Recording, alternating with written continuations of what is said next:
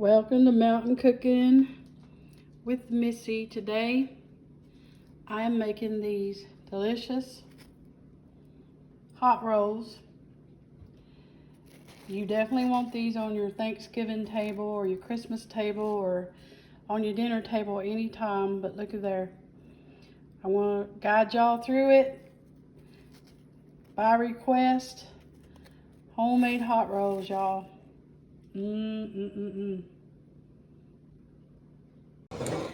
Hey everybody, and as I promised, I am making hot rolls. Okay, you can call them lunch lady rolls, schoolhouse rolls, whatever you call them, or yeast rolls, dinner rolls.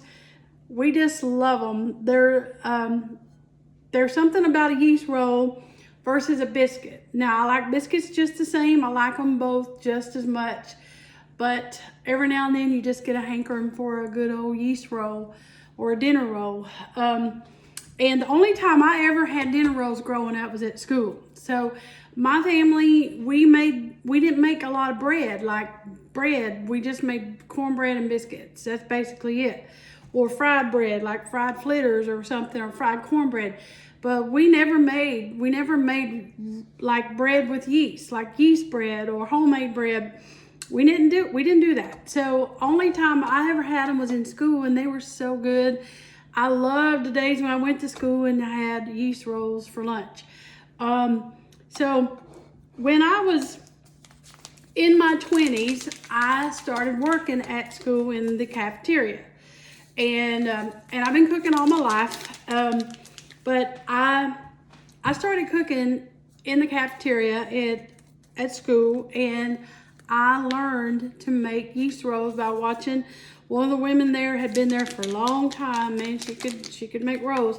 I watched her make them, and she let me watch her, and she taught me how to do it, and then I eventually started doing it.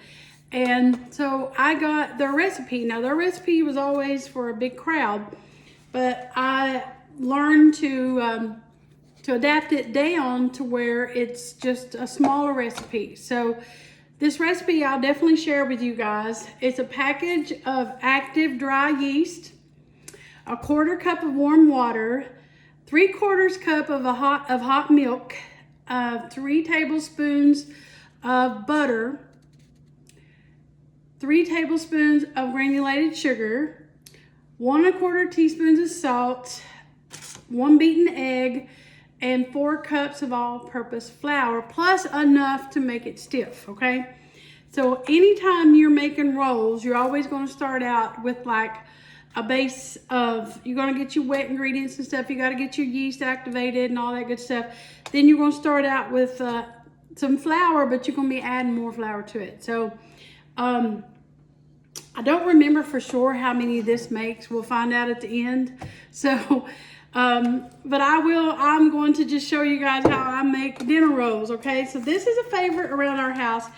If I got up and said at Christmas time I'm not making dinner rolls, then I'd have some mad family, because they always look forward to dinner rolls, especially for Christmas and Thanksgiving. So let me get what I got to get done here. Just give me a minute. First of all, gotta get my thing. Now, for the milk, I'm going to use evaporated milk, which is basically whole milk, and that's what you want. If you got whole milk, you can use it, but I don't recommend y'all don't use skim milk or 2%. Either use, now when we was growing up, we called this cream, pet milk. We grew up drinking pet milk or using pet canned milk.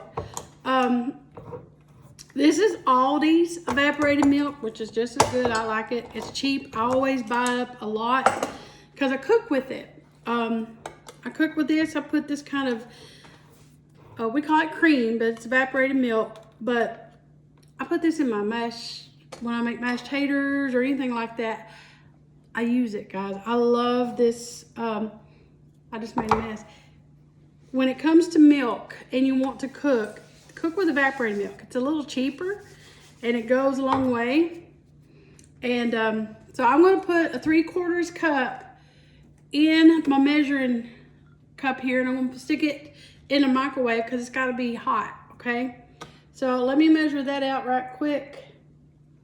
3/4 cup. It's going in the microwave, and I'm going to put my butter in with it while it's in there. Now I keep my butter out room temperature all the time anyway. So it calls for 3 tablespoons. So this, my butter here is unsalted. This recipe calls for salt anyway, so you have to have salt when it comes to yeast bread and sugar. The sugar is going to activate the yeast. So I'm going to put that in the microwave and let it melt and get hot.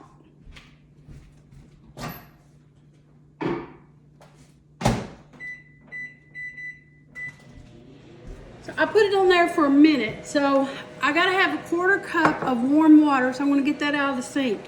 I'm gonna put my yeast in here and activate it.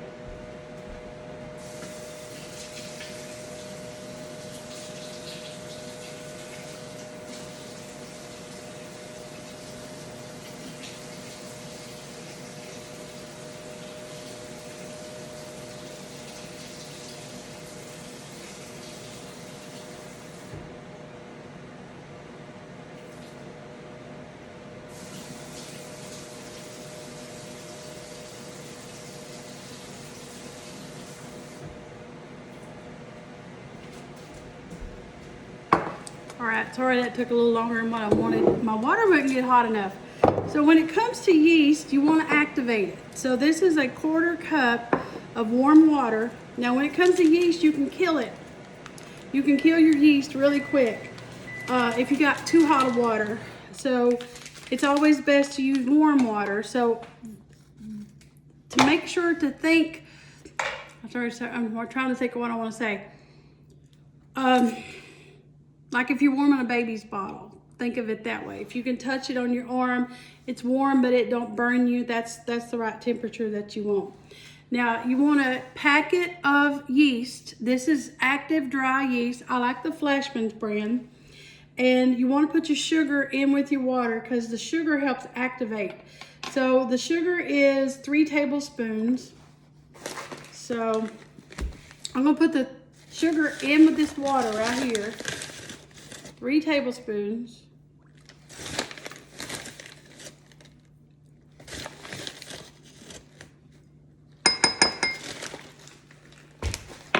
So I'm going to give it just a little stir.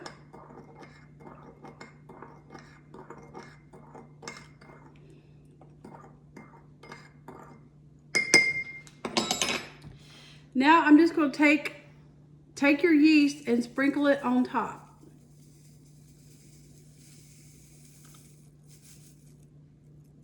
So as that sits, it's going to just make sure what I do is I take my finger and I just make sure I get it all wet and just dab it down in there. This is going to activate and you're going to watch it start bubbling up, and that's what you want. You want the bubbles and you want it to activate. And so we're going to let that set for a few minutes, and when we come back we'll finish it up. All right, we're back. The yeast is activated. One indicator to know that your yeast is activated is there's going to be bubbles on top, and there is bubbles on top of this, and the longer it sets, the more it's kind of going to get a little bubbly. Then you know it's activated. So the milk and the butter is hot, so I'm going to put that here in my big bowl. And at this point I'm going to add a teaspoon of salt. And I'm just going to put that in there. Can't leave out the salt, guys. If you try to leave out the salt, I just dropped my lid, that's all right. You try to leave out the salt, the rolls are they're gonna taste bland. You don't want that. So you're gonna use an egg.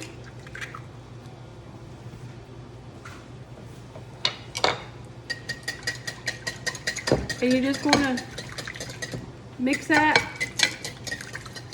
together. Put in your yeast. You can already smell it. There's something about yeast.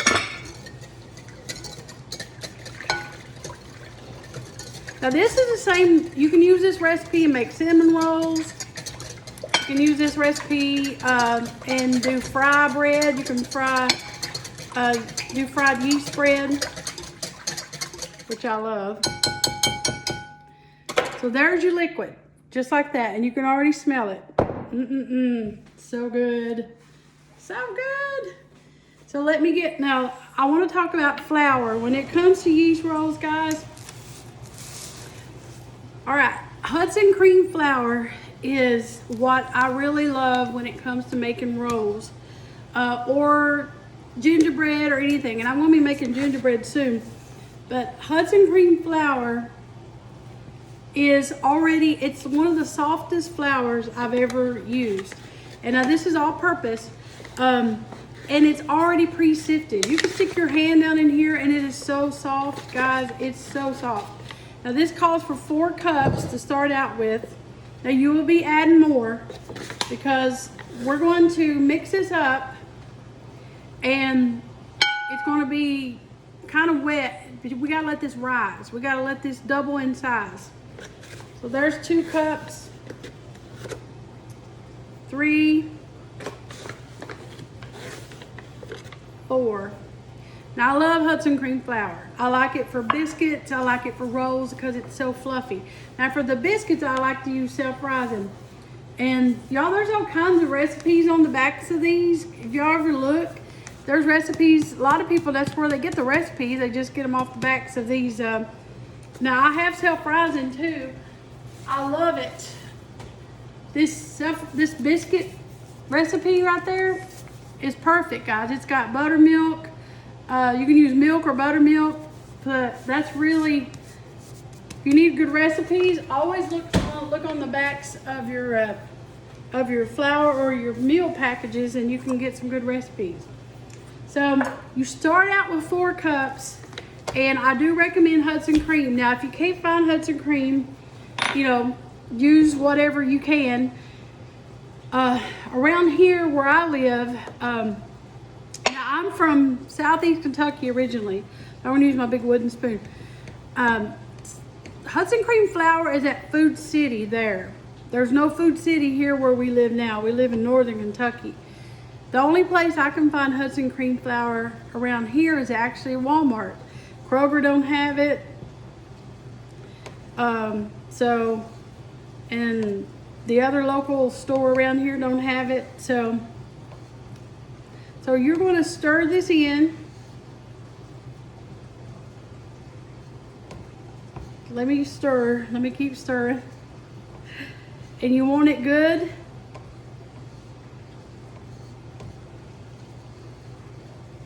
And wet. So I'm just going to keep stirring it here a minute and I'm going to show you all what I'm going to do before to get it to raise, okay?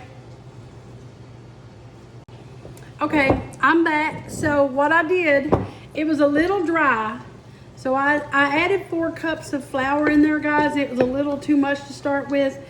You can only do, try only 3, but if it gets dry, you can always add a little more warm water to it because you want it really wet.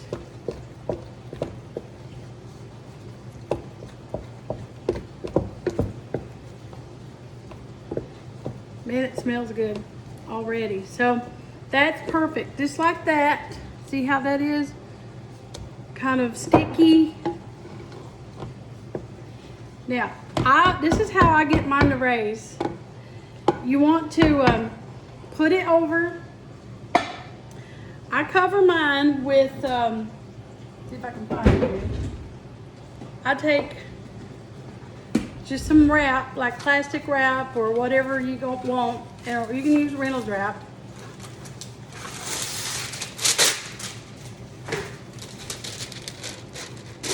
And I just cover it up.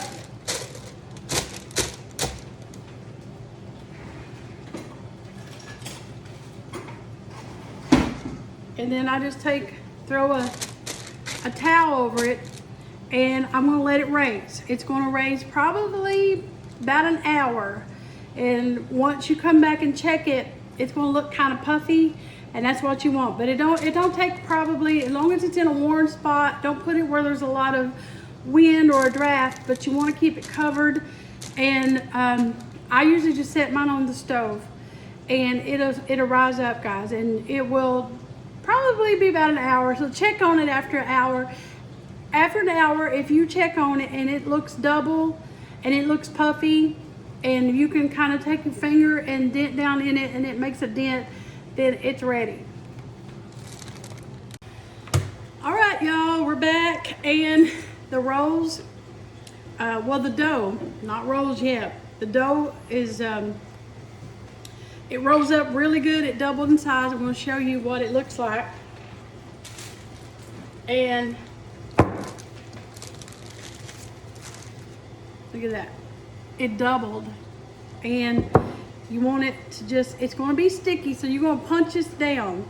And so I'm going to, I got my surface here already ready to put my flour out. I don't put my flour just out on my island here. I just usually line it with either some wax paper or Reynolds wrap or something. But first, let me show you what I'm going to do. Before I punch them down, I'm going to bake these in my cast iron skillet. My Big Mama. This is my Big Mama skillet. It's a big one. It's 12 inches. So I like to bake them. I like my rolls with a little crunch on the bottom, but they're going to be fluffy in the middle. So, and you want them to be good and brown. So what I suggest is using shortening to grease your skillet with. Now this is Crisco butter flavored shortening. Now you can use regular. If you got regular, you can use regular. But I don't suggest using butter to line your pan, to grease your pan, because butter tends to burn really easy. So, and this skillet gets hot because rolls bake at 400 degrees. They bake hot and fast. Any bread, you gotta bake it hot and fast. And these bake at 400 degrees, and it takes them probably, gosh, maybe 15 minutes. It don't take long for them to bake up. And you start watching them. Don't let them get over brown, but you want them brown. Good brown and serve rolls. You ever heard that, brown and serve rolls? So you want to generously do your pan. Now, if you don't have a skillet, you can use a 9x13. You can use any kind of baking pan you got. You can use a metal pan. I do prefer metal. So if you don't have a skillet like mine, or a cast iron of anything, you can just use a regular metal cookie sheet, baking sheet. But make sure you grease it. And I prefer shortening when it comes to greasing the bottom, okay? Don't use butter, because butter can burn. That's one thing they did teach me in the cafeteria when I made them in school, is to not use butter. Because when they come out anyway, when they come out of the oven, as soon as they get out of the oven, you're going to brush them with some butter anyway. I'll drop my lid. So I want to set this over here just out of the way. Now, before I punch this down, well, let me do it this way. So what I do, I'm going to take the rest of your flour here, and I sprinkle some on top, because it's a little tacky and sticky. That way your hands won't stick. And you just punch it. See? Take your fist, punch it down, and you're going to feel the air come out of it. Punch it down. Okay? Now you're going to take and you're going to gather it around.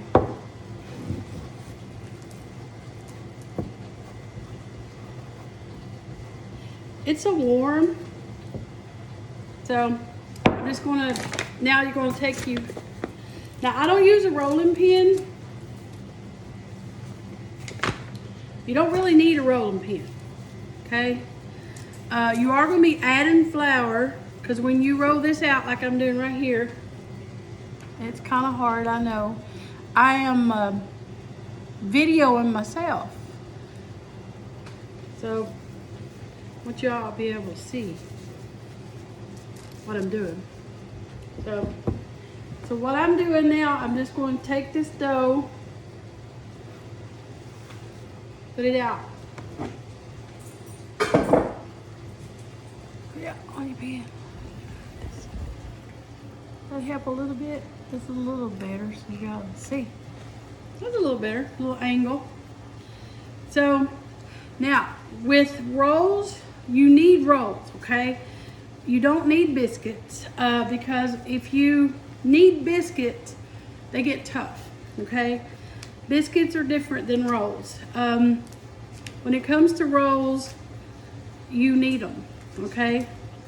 And what the purpose of kneading, you're activating all that gluten and stuff, you're getting all that good stuff in there, but you're also adding some flour to these, okay? So what I do, I just fold, push forward. I take my fingers and do that, roll it forward toward me. I just work with it, and it's tacky, so you don't want it, see like that right there, you don't want it, you want to knead it until it's smooth.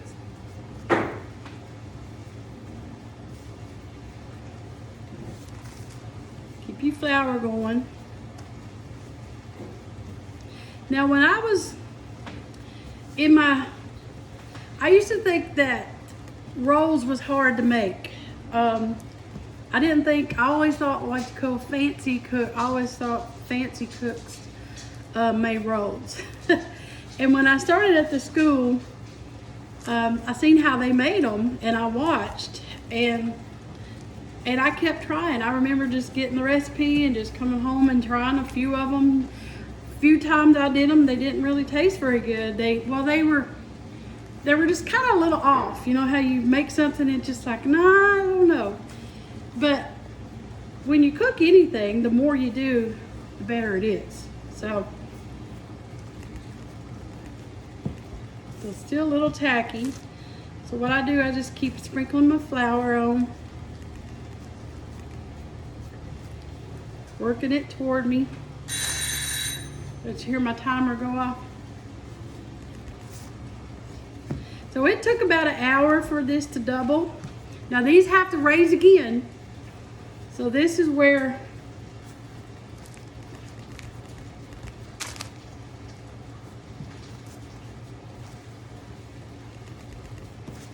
this takes a little while, but it's okay. Now you don't need a rolling pin, so I want to show you what I do. Okay.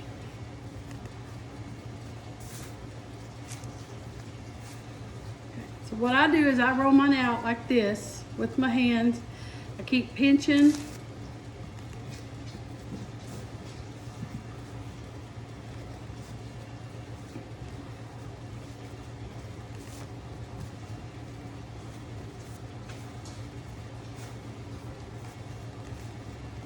Okay. Now let me get my skillet. And I'll show y'all what I do. So what I do is, you don't need a rolling pin, you're just going to pinch them off like that right there with your hand. Kind of like when you're doing like rolling a biscuit. Pinch off the bottom, around the bottom, kind of tuck it like that, like a ball, and then I'm laying them in the skillet. Pinch off.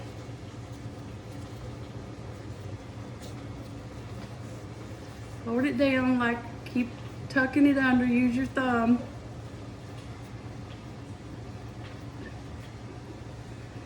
See? So these get pretty good size. Make sure you keep your hands floured.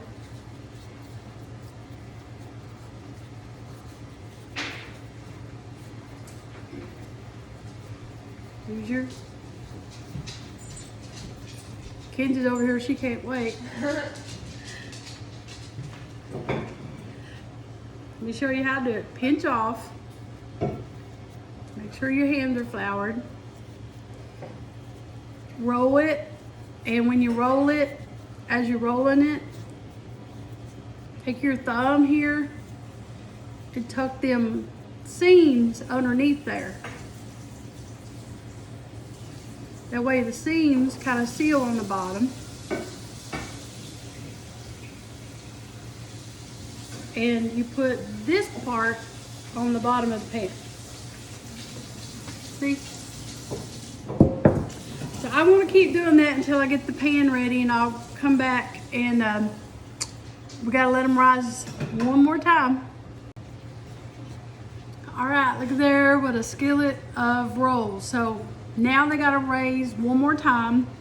I'm just gonna set them over here by the stove, and it'll probably take another hour or so, and they're gonna raise again, and then it'll be time to bake, okay? Okay, these are about ready to go in the oven. Look how they've doubled in size. Only took them about maybe 30-45 minutes. So oven is hot and ready. So what I do right before I put them in the oven, I just brush them with a little bit of butter. This is unsalted butter.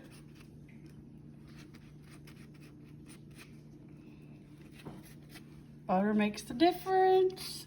And when they come out, I'll butter them again when they come out. So you want them buttered really good.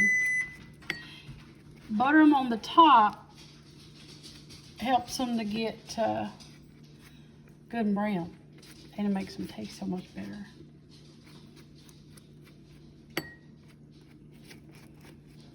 Okay, now these are going in the oven, and when they come out, I'll show you guys what they look like. Can't wait. Okay, it took them, they're done. Take them about 15 minutes to get to that brownness that I like, so I'm just brushing them. Again, you brush them with butter right before you bake them, and you brush them when they come out. And I like plenty of good butter on them. Look at that.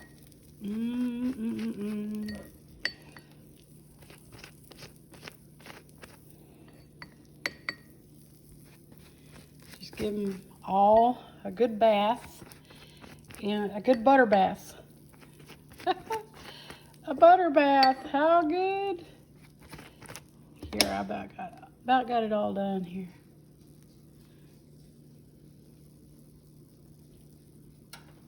I think it's taste time. Okay, little Miss Priss. Don't get my face. She's been chomping. All right, they're hot. Hot. Look at that. Gosh. Fluffy. Okay, this is why I like to do them in a skillet. See, they're all fluffy. You got a little crunch on the bottom.